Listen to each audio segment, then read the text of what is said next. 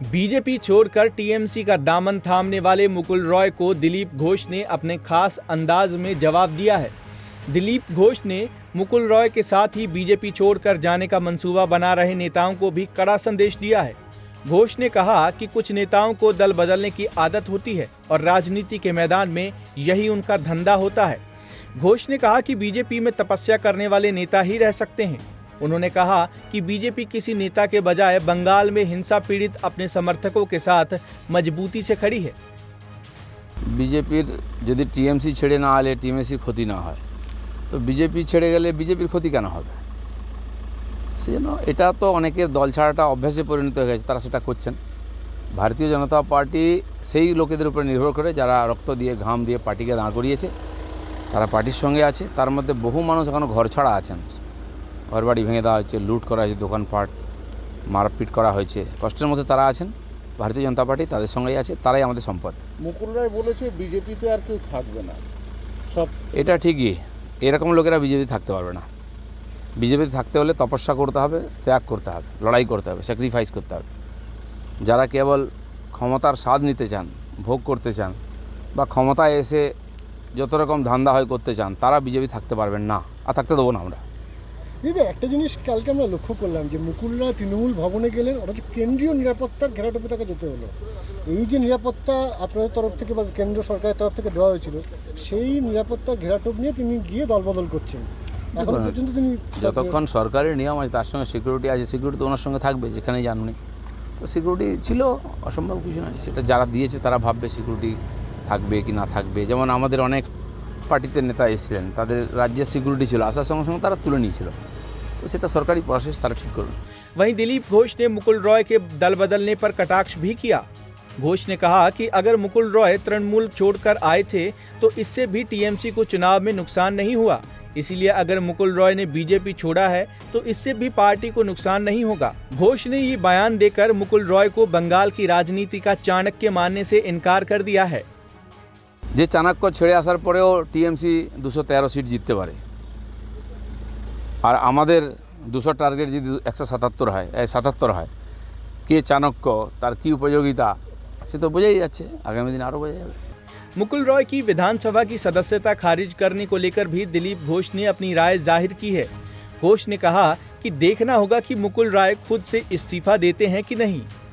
घोष ने कहा कि अपने राजनीतिक सफर में मुकुल रॉय को चुनाव में पहली बार बीजेपी के टिकट पर ही जीत हासिल हुई थी। তো সময়ের ব্যাপার। আমি শুনলাম নাকি রিজাইন করেছেন, সেটা জানি না, আমি ভবিষ্যতে দেখা যাবে।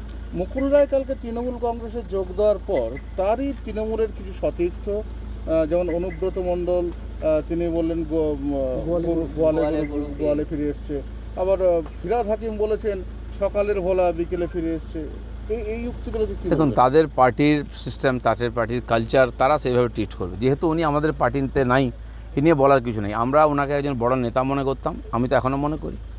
আর তিনি এসেছিলেন পার্টিতে, সম্মান সুযোগ দিয়েছি তাকে। জীবনে প্রথমবার নির্বাচন জেতার আমরা সুযোগ দিয়েছি, যেটা অন্য কেউ দেয়নি।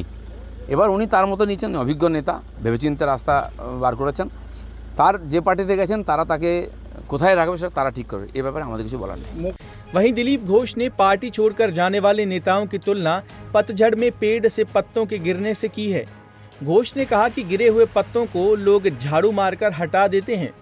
घोष ने कहा कि इसी तरह जो नेता पार्टी से हट जाते हैं वो खुद ही साइडलाइन हो जाते हैं। যাওয়ার আগে থেকে অনেকে বলেছেন, অনেকে গেছেনও। এইসব ঝড়েতে অনেকে আসে, অনেকে চলে যায়, তাতে কিছু যায় আসে না। যখন ঝড় ওঠে না, ঘাস পাতা সব ঠাকুরের মাথায়ও পড়ে যায় অনেক সময়। তার মানে ওটাই ওখানে থাকে না, তাকে ঝাড়ু মেরে নিচে নর্দমায় ফেলে দিতে হয়। তো যারা নিজেদেরকে ঘাস পাতা মনে করবেন তারা নর্দমায় যাবেন। যারা আমাদের পার্টিতে এসেছেন, আদর্শ নিয়ে ঝান্ডা ধরেছেন, তাদেরকে আমরা বুকে করে রাখবো। তারা যদি পার্টির সঙ্গে লড়াই করতে চান, যদি বাংলায় পরিবর্তন করতে চান। মুকুলদা, লাস্ট কোশ্চেন।